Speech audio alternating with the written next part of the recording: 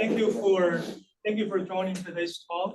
And today we're happy to have Dr. Hao Wang as our guest speaker. So Dr. Hao Wang has been an assistant professor in the Department of Computer Science and Engineering at Louisiana State University since spring 2021. He earned his bachelor's and master's degrees from Shanghai Jiao Tong University, China, and his PhD from the University of Toronto, Canada.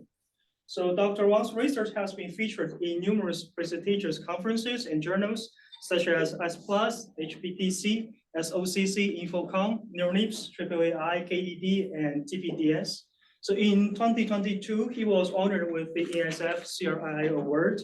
So currently, Dr. Wang leads the IntelliSense Lab at LSU, where his research is primarily centered on AI and systems. Okay, so let's welcome our speaker. Thank you for the introduction.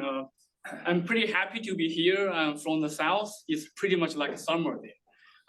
It's a little bit cold here, but I can feel the warmth from, you Delaware. It's great. And thank you guys for, joining us today. So today I will talk about, intelligent serverless computing systems. And you may be, unfamiliar with the word serverless, but I will give you, more details later, okay? So first, let me ask you a question. How many of you, used high performance computing and cloud computing? Raise your hand. Wow, a lot, okay. So how many of you think cloud computing and HPC is cheap? Raise your hand. No, right? So it's expensive, okay? You gotta spend a lot of money there. And particularly nowadays, when you have a GPU machine on AWS EC2, you easily spend more than $10 per hour, right? So what I want to say here is traditional cloud computing and HPC is like car rental, okay? When you drive from A to B, you need to take care of everything, right? You need to install the software environment. You need to, configure the virtual machine, and you spend a lot of time, turning on, turning off, configure. It's just like the car rental, and it's expensive, okay? And when you're trying to, add more gas, you still pay. Even you don't drive the car, as long as you rent the car, you still pay, the money. But serverless is different, okay? Serverless is just like Uber, okay? When you have something to compute, it's just like an Uber. You call someone, they will be there and you can compute it immediately. After your computation is finished, the resources will be released and you don't need to pay anything, okay? So let me give you a more detailed example, okay? Let's say you are a machine learning developer. You are a training model, you are design model, right? So probably first, you're gonna deploy a model to the expensive high-end A100 cluster. You pay like $30 per hour. But after you train it a little bit, you realize the model is not working as expected, okay? Then you retrieve the model, say, maybe I need to change the design. But the question is, when you are working on the model design, do you need to turn off the expensive GPU instance? If you don't turn off it, you're losing money, right? And the GPU is not utilized. But if you turn off it, you can save some money, but you will lose time, because when you restart the machine, you probably need to reconfigure, redeploy the model. And as we all know, for machine learning, development is back and forth, right? You probably won't retrieve the right model for one shot. You're gonna, back and forth. Then whether you should turn off or turn on the machine, it'll be a harder question, okay? Another intuitive example is when we are trying to deploy something computation task to the cloud, it's more like, if you look at the gray, it's more like you purchase the machine, right? Then it's a fixed amount of money you spend. And if you rent the virtual machine, if you're using the traditional cloud, it's more like a coarse grain, right? Up and down, but you cannot control the very fine-grained granularity. But if you're using serverless computing, because serverless computing is based on lightweight containers and it pay as you go, it's more fine-grained. So you can it adaptively adjust the amount of resources you need, okay? But the problem is, even for serverless computing, you still need to decide how many CPU cores you need and what will be the memory size. And our workloads like models, high performance computing, tasks, it's really harder to define what is the maximum resource demand or what is the average. It's just like when you have so many vehicles, right? And you want to go from a place A to place B, so many different types, and which type you're gonna choose? It's hard, right? So I'm waiting for Dr. Shi, maybe the CALab can give us the best car, autonomous driving. Then we don't need to make this hard decision, right? So I will choose the car by Dr. Shi's the autonomous driving. But still, when you make this decision, the resource allocation is hard. Okay. Based on this report, we see in existing cloud computing, there are a lot of cloud spend are wasted. 66% of the money was wasted by idle and unused resources. So basically, it's the company buy the cloud computing resources, but because of the inaccurate estimation or over provisioning, the resources are idle and unutilized. So the money is gone, right? It's like you have a A100 machine, but you don't use it all the time. You're wasting money, okay? Another part is over provisioning resources, okay? So this problem is, we can define the type of resources into 3 types. So one is utilize the resources. So basically, this is the resources is actually in use. The user have already paid it. And you as the provider, so let's say if you are the Amazon, right? You cannot reassign the resource in use to anyone else. Another type is unreserved resources, okay? So basically these resources the user have not paid for the resource, which means the operator can feel free to reassign the resources to anyone else.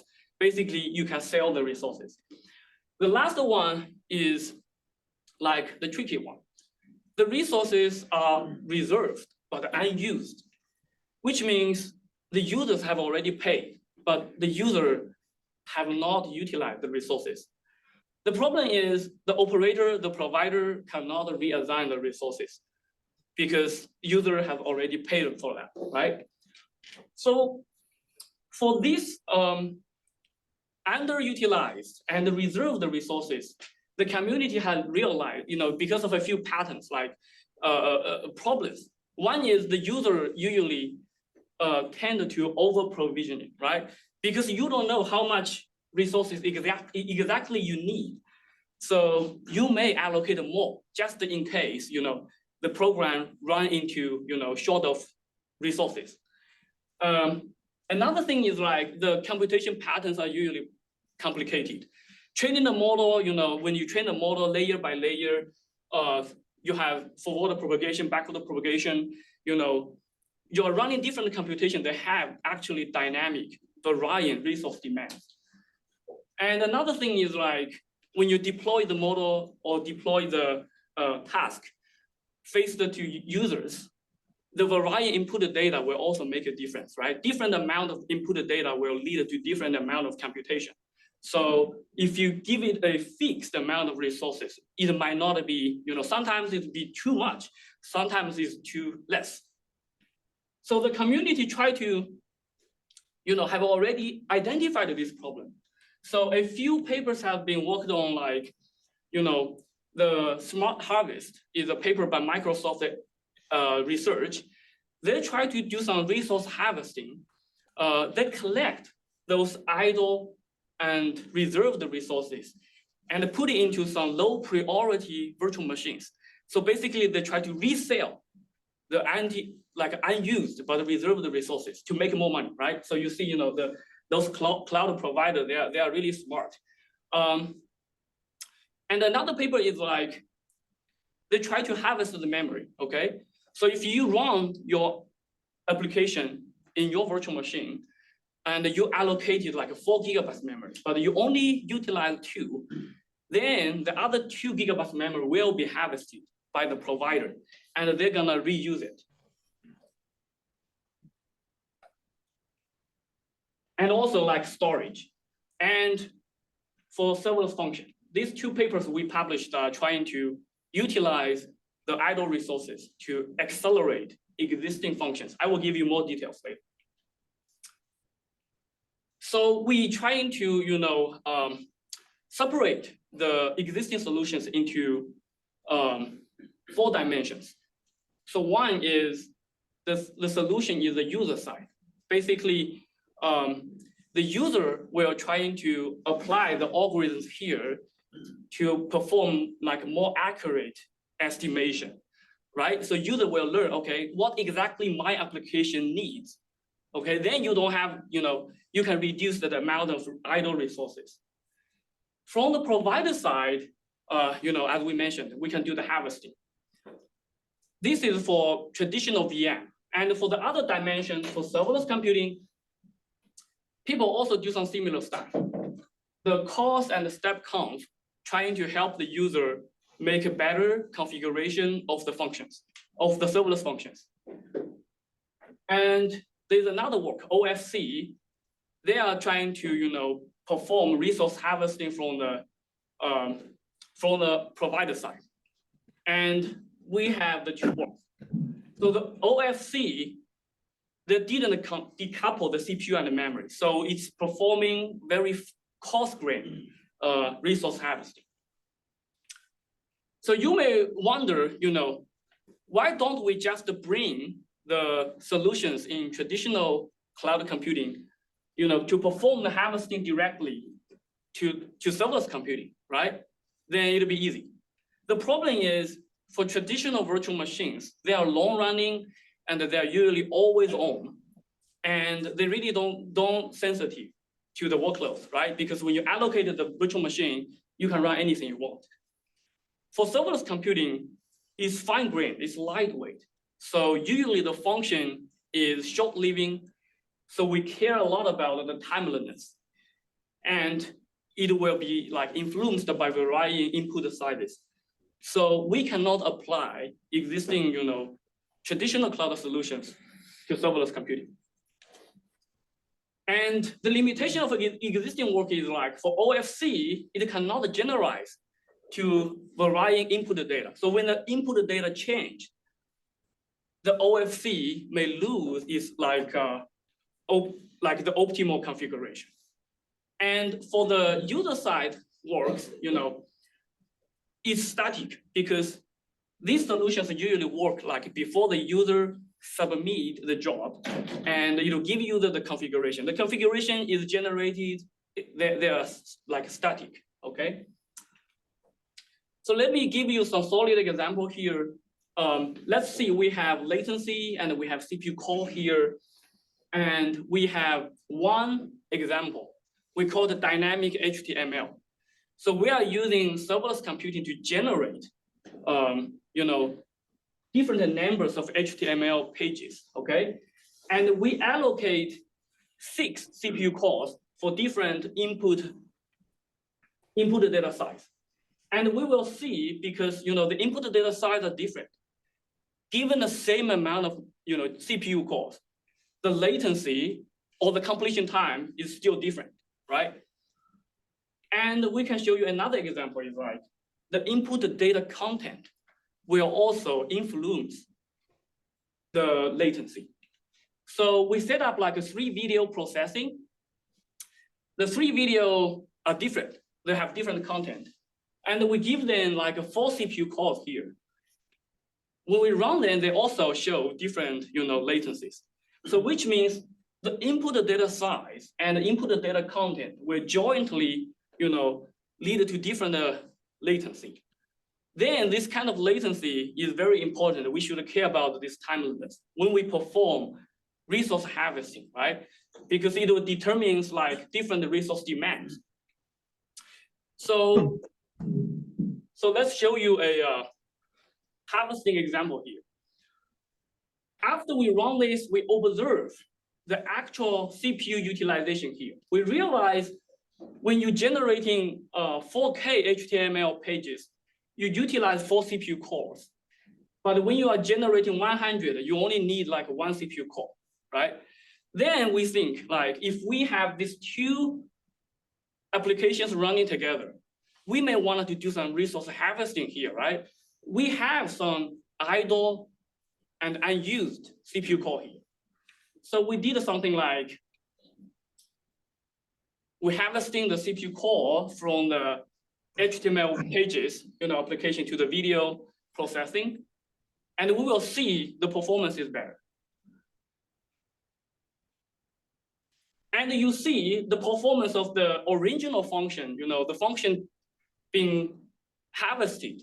There's no, negative impact. The latency will be the same, right? So we would say, harvesting idle resources, there's opportunities for us, to accelerate functions. So we propose 2 papers, like 2 solutions. One is the Freyer, we defined a deep reinforcement learning resource manager to observe the resource utilization in the serverless computing platform. And we try to make decisions, who we're gonna harvest and who we're gonna accelerate. And then an extension, another work, we get rid of the reinforcement learning solutions. We wanted to, build a more systematic solution. We enable the input size aware and timely and safe. So this is the first work. This is a collaborative work with my student and Dr. Lee and Dr. Xu Yuan from University of Delaware and my collaborator Jay Park from Missouri, Science and Technology. So in this work, we try to look at the decisions we make. We're gonna make dynamic decisions. How we gonna harvest? How we gonna analyze the resource demands? So basically, it's more like a Markov decision process. We need to make a serious decisions during the system running. So we're gonna formulate the problem into deep reinforcement learning. So the deep reinforcement learning is like you have the environment. The environment is like the game you play, okay? And you have the actions. So when you play the game, you need to make decisions, right? Whether I should go left, whether I should go right. And the agent is the player. And we have the rewards. When you play the game, when you make the right decision, you will receive rewards. And when you make the wrong decision, you may lose rewards. Anything? And we muted them. Some of them online, right? Right, I guess. Yeah. Maybe we can. So people, sorry, if you're online, can you check whether you are muted yourself? Maybe you can try it. Yes. Yeah. Okay. So this is the general framework for reinforcement learning. Okay. So in this work, in our architecture, we try to collect all the metrics like the invocation ID, the available CPU, and the CPU peak utilization, the memory peak utilization. And we try to embed all this information into the vector. And the vector will be inputted into the reinforcement learning neural networks. And then we make decisions and we learn. By the end of the model, we add a safeguard because the AI, the reinforcement learning may make better decisions, which means some of the functions you may harvest too much and hurt the performance, okay? Then we're gonna, reactivate the safeguard to return the resources we harvested. So this is the part we apply the, PPO algorithm, and eventually the algorithm gonna select the best allocation option. Say, how we gonna do the harvesting, how we gonna do the acceleration. This is a system architecture. We developed this system based on OpenWhisk, a open source serverless computing system. We have the front end. The front end will accept functions from users. And we have the load balancer. The load balancer will try to collect all the performance metrics and the states. And we have the agent and the safeguard here. And we make decisions. The decisions will eventually be delivered using the message queue. And all the invokers, which are the physical machines running the function requests, will execute the functions and perform the resource harvesting. And the observation will be feedback to the reinforcement learning agent to improve the decision we made later. So the evaluation is based on a test bed with 13 virtual machines. And we use the OpenWhisk, the default resource allocator. And we are also using a greedy resource allocator, which means we always harvest the resource and reassign the harvested resource to the first of come functions. And the state-of-the-art solution, Ensure, which try to harvest based on the memory without carrying the CPU.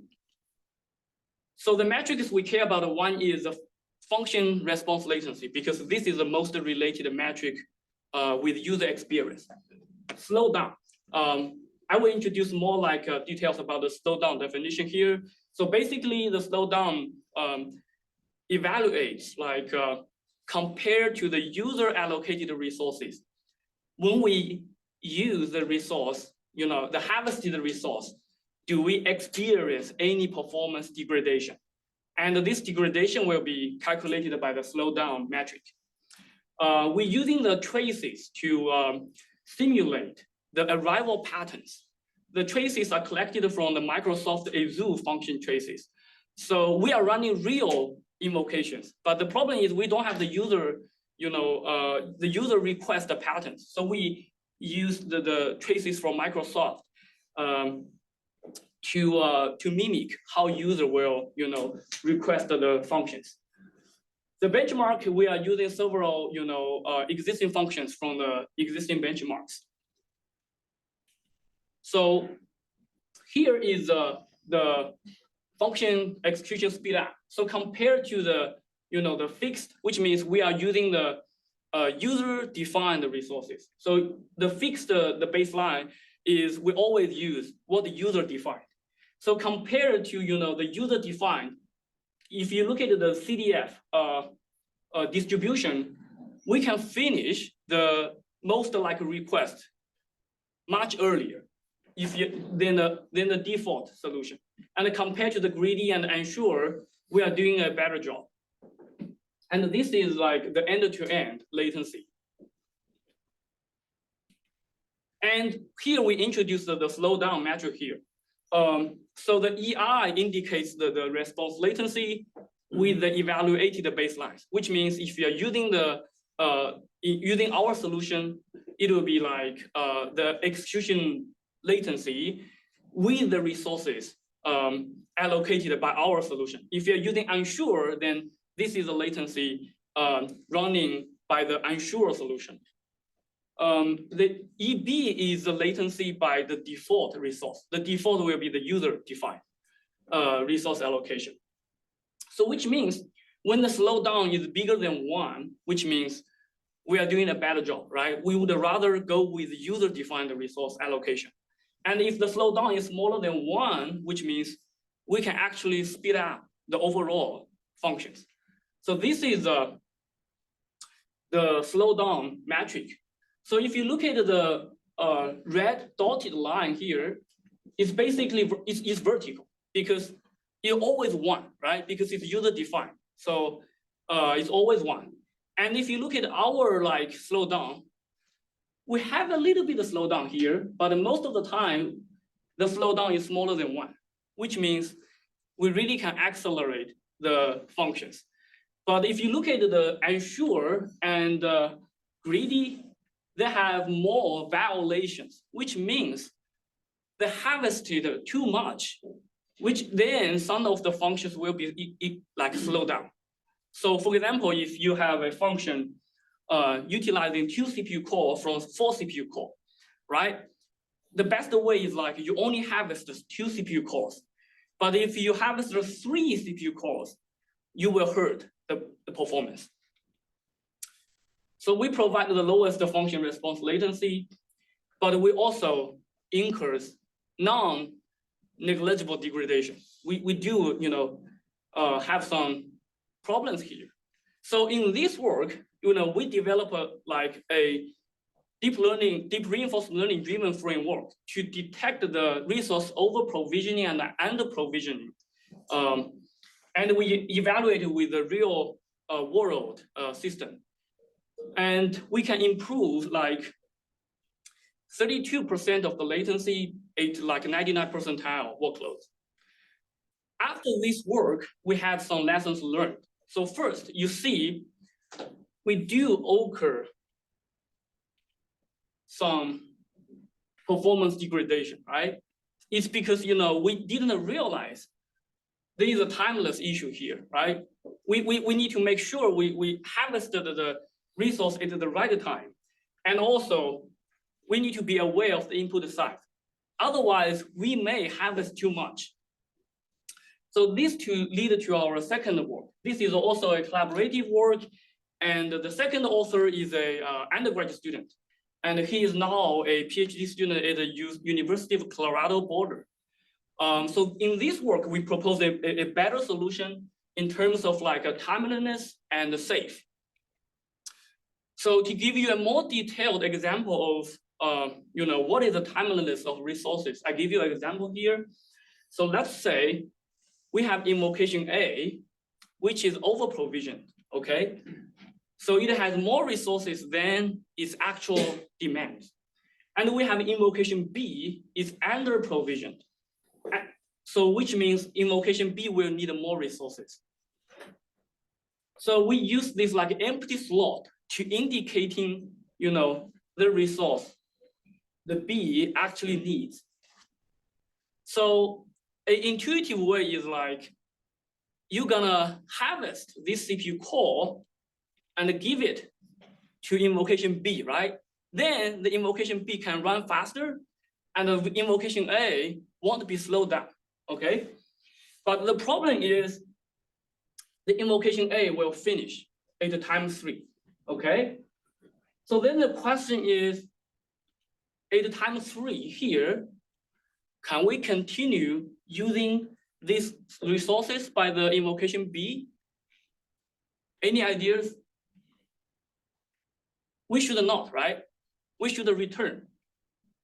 Because this resource belongs to invocation A, and when invocation A finishes, the resource should be released. Otherwise, you are occupying the provider side resources. So we're gonna, return the resource. Then this part is very tricky because you need to track the timeliness and track the CPU availability along the timeline, okay? So that's why when the resource is released, when the invocation A ends at the team 4, the resource is like becomes unreserved resources, right? Because user didn't pay for this one. And for unreserved resources, you cannot reassign the resource anymore. So we're gonna release. Then our design goal is like, we wanna build a input data size aware resource harvesting framework. So we defined a profiler. We wanna profile the performance, the actual resource demands. And because we wanna track the availability of the resource slots, we defined a data structure to track, we call it harvest resource pool, to track all the harvested resources. And we have a safeguard again, just in case our solution made a better decision. And also we care about the scalability. We want to expand the whole thing to multiple nodes and to support large scale deployments. So we have a decentralized sharding-based scheduler. So this is the overview, okay? It's very complicated, it's chaos. I mean, it's like, I guess it's a lot of like decisions, if and else. But I will give you a more like a clear, we will, introduce the architecture into 4 steps: profiling, scheduling, harvesting and acceleration, and then safeguarding, okay? So first, let's look at the first module. Step 1 will be the function deployment, okay? So if you are the user of serverless computing, you're gonna deploy the code to the serverless computing, right? The platform. So you deploy the code and you will also define the resource, right? How many CPU, what is the memory size you're gonna need. So we have recorded the user CPU, user memory here to record the user defined resource allocation. And then when the function invocation comes, we're gonna invoke those functions.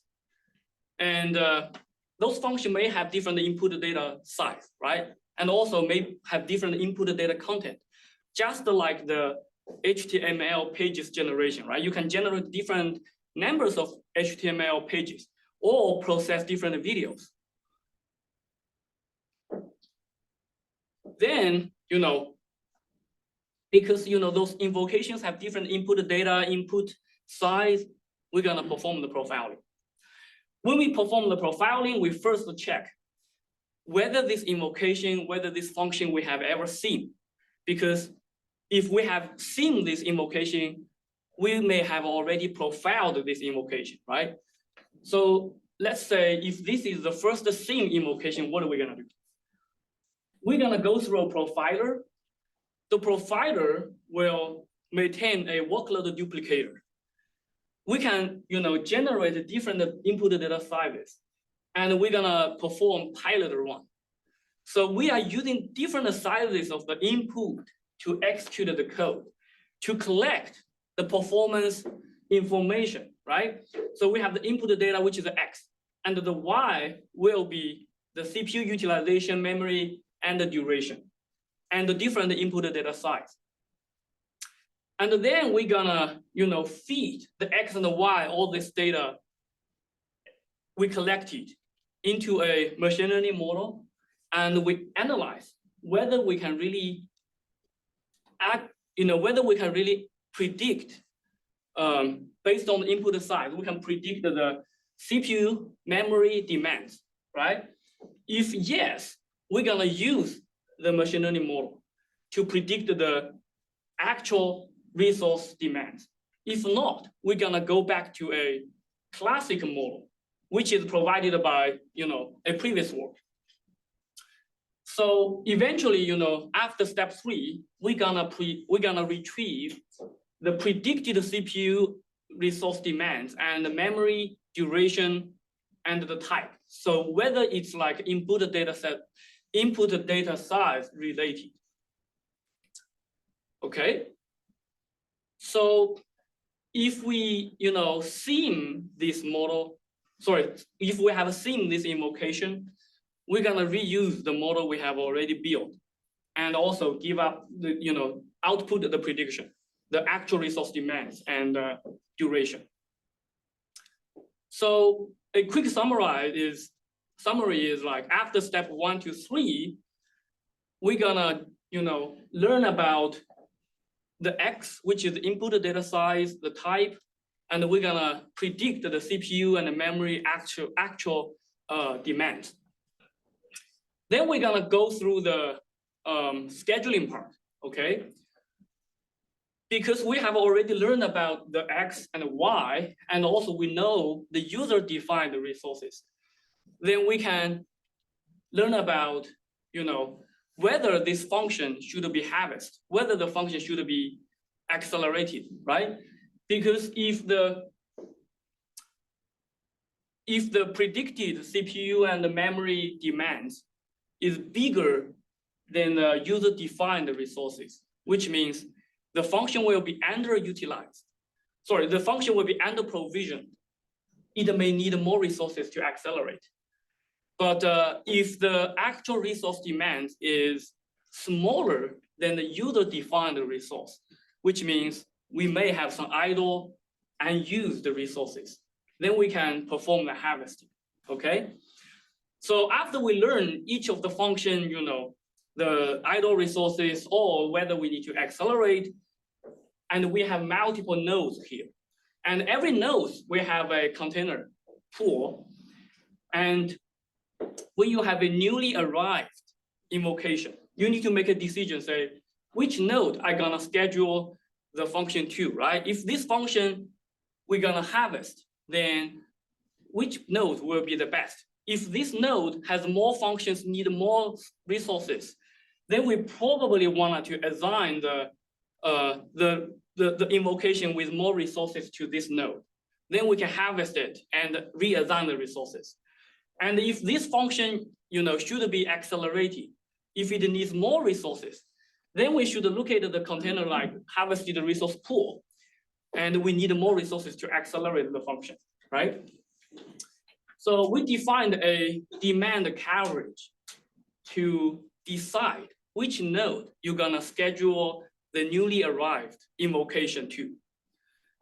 The demand coverages look like this. So let's say we have multiple invocations. So resource from multiple invocations. So invocation A, at the time T, it has one resource slot available to be harvested. And C have two at the time T, two. And this is basically the view of the available harvested resources in the container pool. Then how are we gonna calculate the demand coverage when we have a invocation arrive? We're gonna perform it in this way. We will see like if we have a incoming invocation demands 2 extra resource units from T3 to T7. Then we will see, how many available resources will be, covered the demand. Then we can calculate a score for demand coverage, all right? And we calculated the demand coverage for CPU and like memory, and we are using a score to describe the 2 resources. So based on the coverage score, we can perform some greedy algorithm, say which incoming invocation we're gonna schedule to which node. So we consider the score and we perform the node selection, okay? So after we, assign the node and the invocation arrive this node, we're gonna make decision, right? Harvesting or accelerate. If you need more resources, then I'm gonna accelerate, right?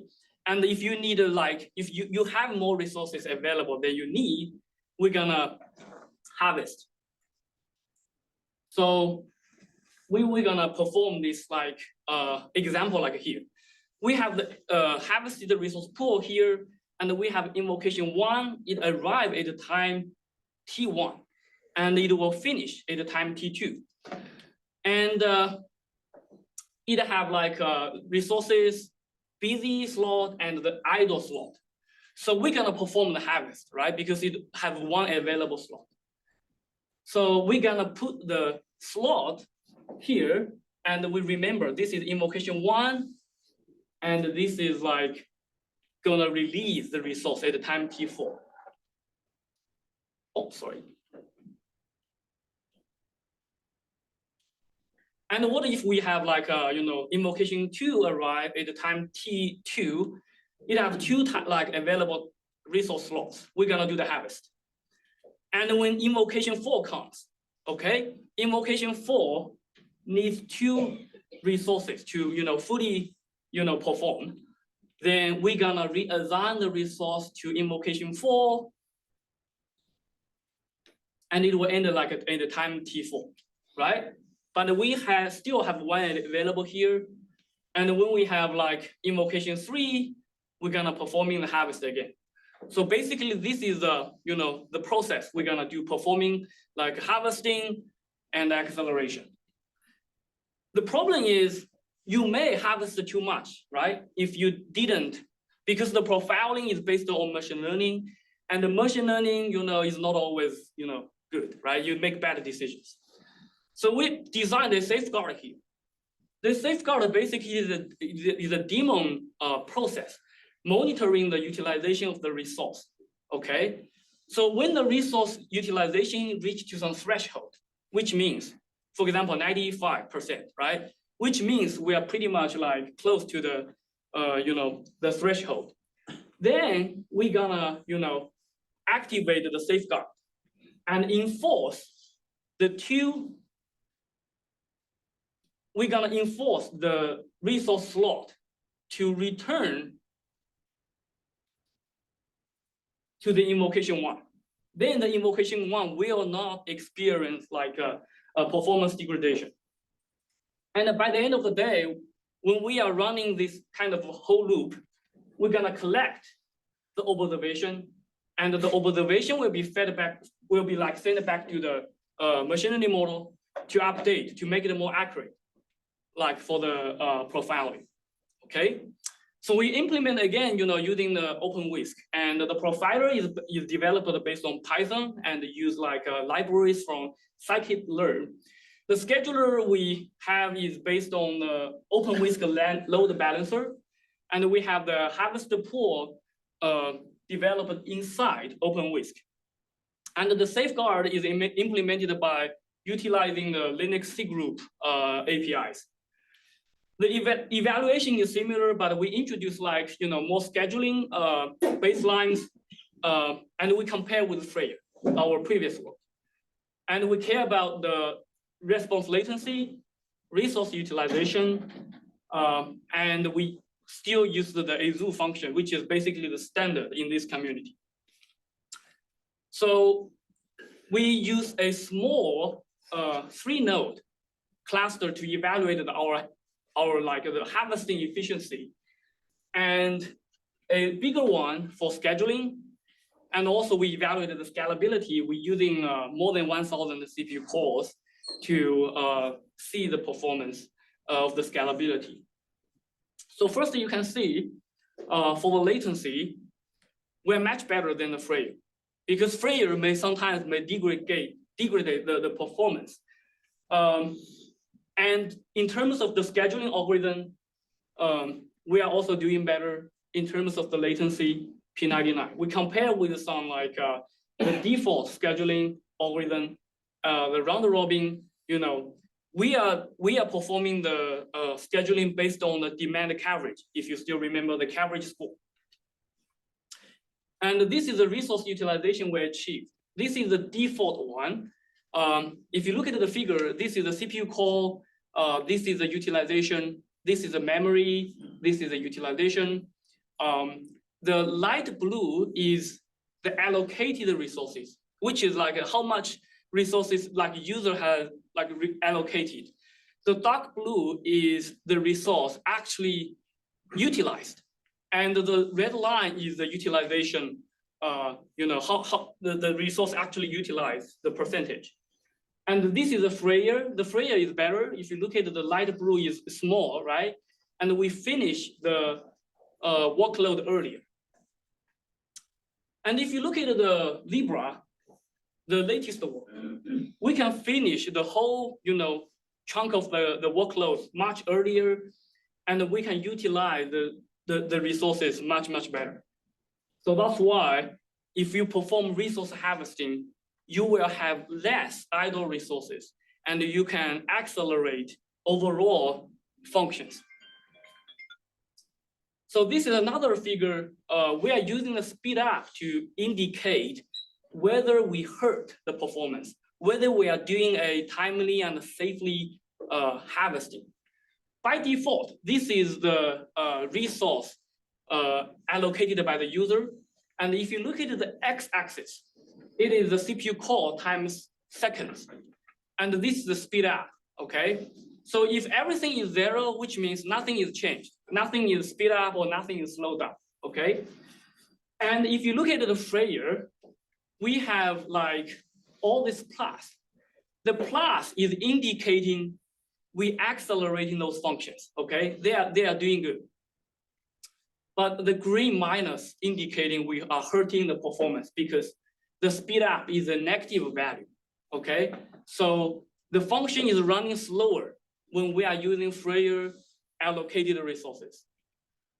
And if you look at the Libra, we have a lot of like a red plus, which means we accelerate a lot of functions. And, oh, sorry, I made a mistake here. The green minus is not like a slowdown. The green minus is like the functions we have like harvested, okay? And the red plus is like the function we are accelerating. But if you look at the 0 here, all the green minus under 0, which means the speed up is a negative value, okay? Which means it's slowed down. And if you look at the negative, the x-axis, which means the resources is harvested, right? Because the resource is negative, we lose resource here, which means the resources have been like harvested here. If you look at the Libra, we don't have many negative speed up here because we have the safeguard. The purple cross indicating the safeguard is activated to prevent further resource harvesting. So that's why we don't have much, speed up, negative speed up records here. We also evaluate the scalability, in terms of the strong scaling and the weak scaling. We're using 1,000 CPU core for the same size workloads, and we see how it will go. And we increase in the number of nodes. We also evaluated the scheduling latency when we increase in the size of the invocations. It looks like we're pretty much stable. This is millisecond. So Libra, we introduced a timeliness aware resource harvesting and scheduling.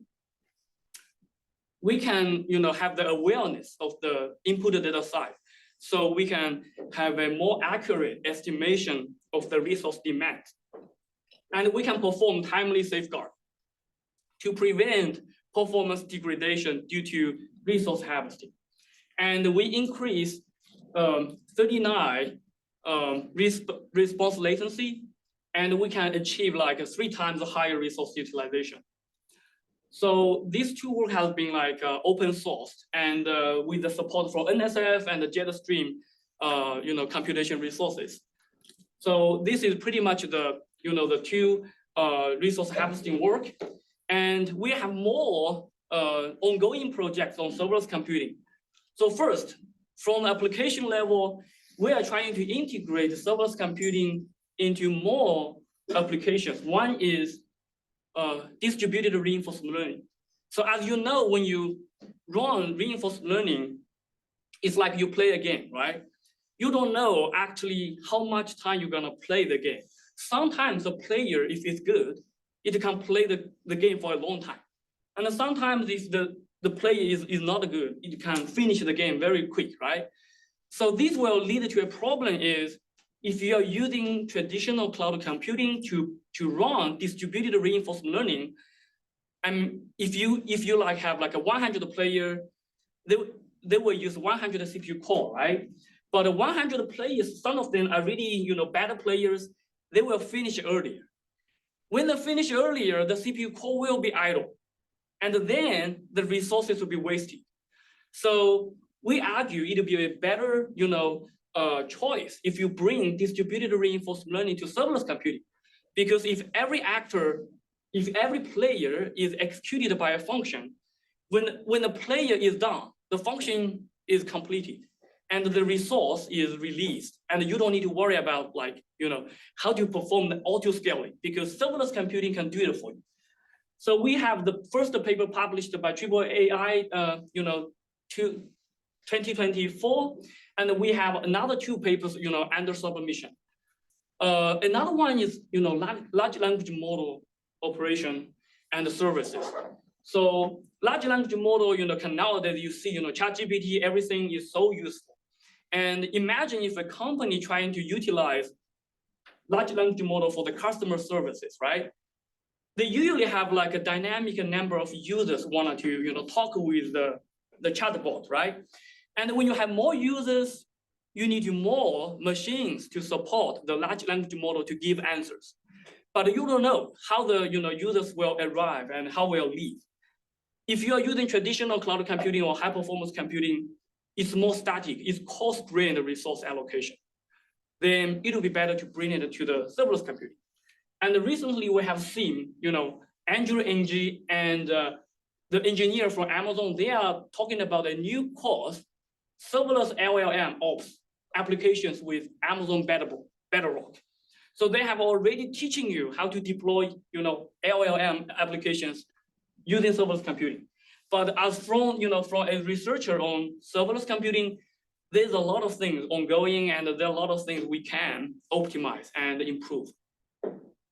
Another part is like the system level. It's a more lower level. We're trying to address some of the fundamental problems in resource management, like resource harvesting. We have another work ongoing, and also low latency. Because when you are using serverless computing, it's lightweight. You expect it will give you the response quickly, right? But the problem is serverless computing is built upon containers, like micro virtual machines. It's gonna take a while still. I mean, even though it's faster than virtual machines, but it's still not enough. So we try to perform like pre-fetching, pre-loading, and pre-warming to reduce the latency. And also imagine if you deploy a model for face recognition to serverless computing, you want to say, I send a photo to the serverless, you want to see the feedback immediately, right? You don't want to wait. But how are we gonna, load the model? The model is large, particularly now the model is becoming larger and larger. When you send a photo there, the model should be there, but now it's not. So we also develop a model prefetching technique to reduce the latency. So I think it's a lot of things and a lot of opportunities for collaboration. So this is a roadmap of my lab. So I name it IntelliSys, Intelligent System. Basically, we have studies, from the very beginning, I'm working on data center networking, machine learning systems, and now part of our work is on high performance computing, high performance serverless computing, and a part of the work is AI. We also work on the federated learning security, personalized federated learning, and AI security and forensics. And also I have some collaboration with people in materials, mechanical engineering. We're using computer vision to improve the model quality control, the material quality control. So that's pretty much for my talk today. Thank you, guys.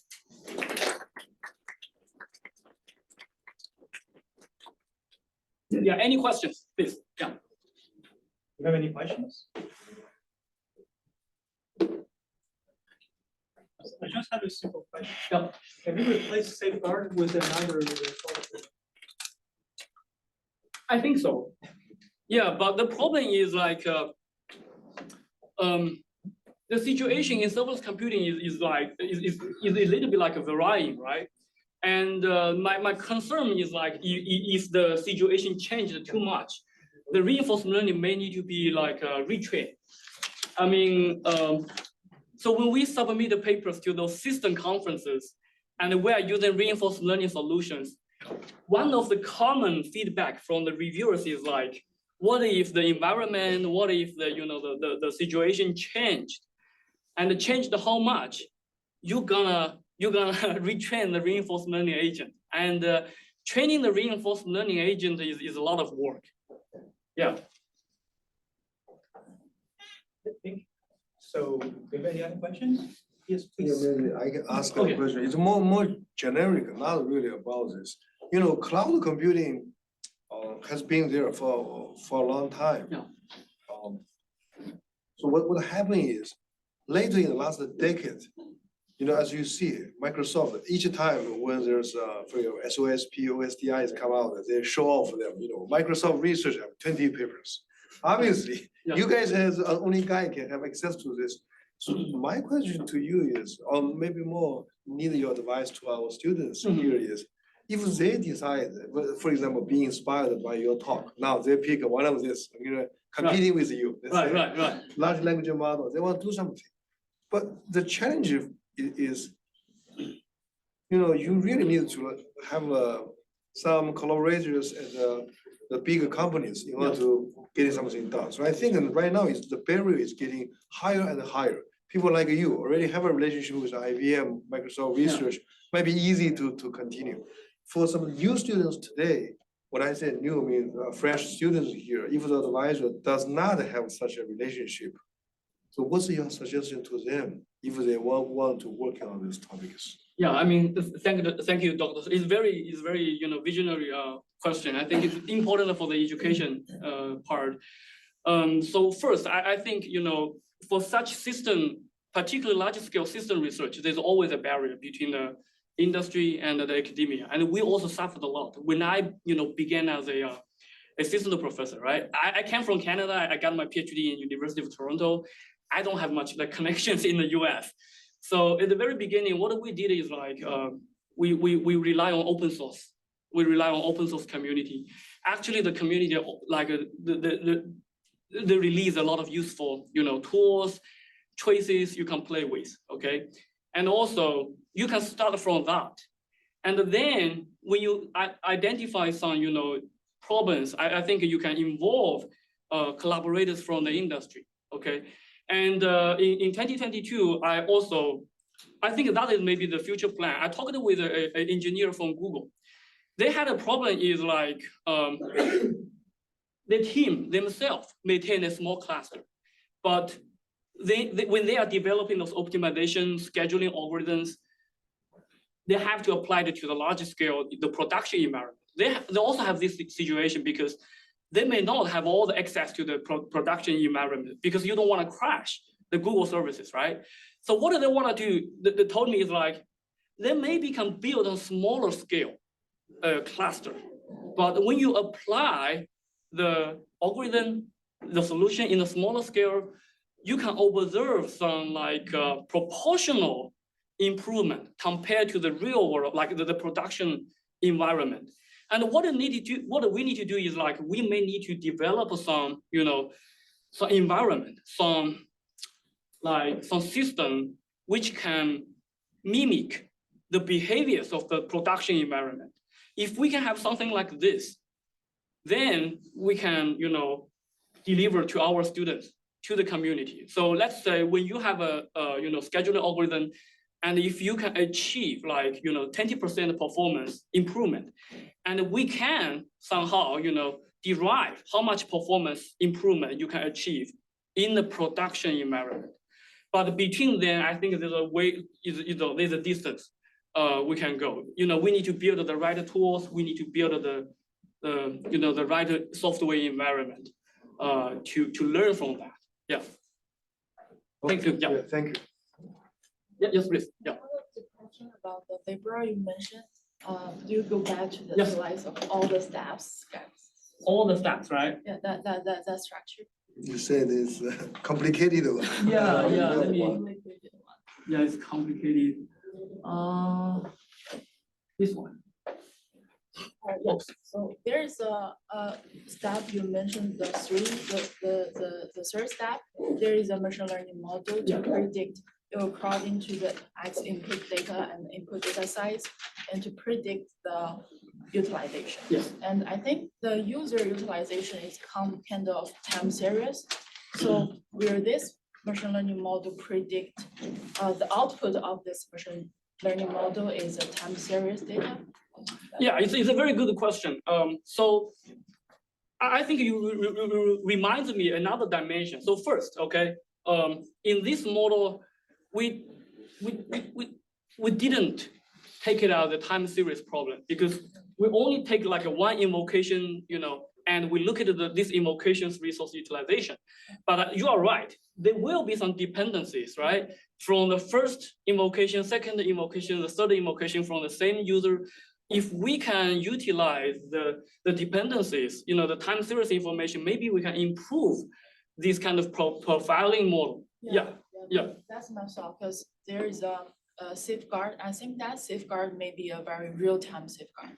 But Yes, actually, the machine learning prediction is is a straight line. yes. So if, yeah. so- Yeah, I think it's a good point. So you can really, add more like information from the time, series dimension.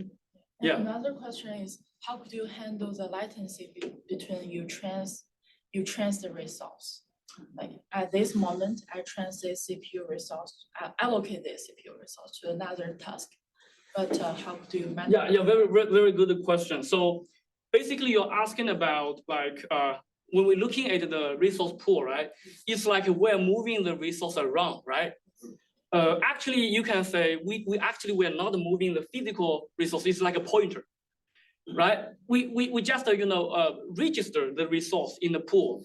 So the pool is more like a ID, it's not the real CPU core, yeah. And you see when we perform the harvesting and the acceleration is within one worker node, which within a one physical node.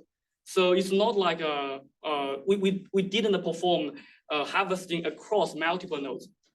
Oh, that's pretty neat. Yeah, Thank you so much. yeah, thank you. Any other questions? Okay, So then, hello, can I ask one question? yeah, sure. Yeah, so thanks for the talk. I think this kind of like what's your research at this moment focusing a lot about the efficiency, right? Efficiency.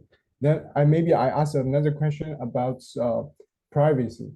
Say you want to release the resources from one user to another user.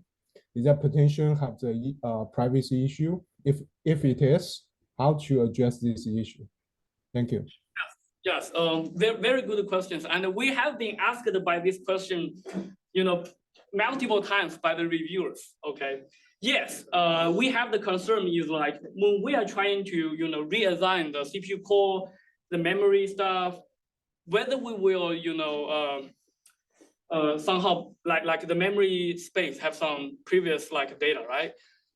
So we consider this. We are using the Docker, to isolate those resources. And when we detach the memory, we're gonna enforce the permission to prevent the other user visit the current like the previous user's data.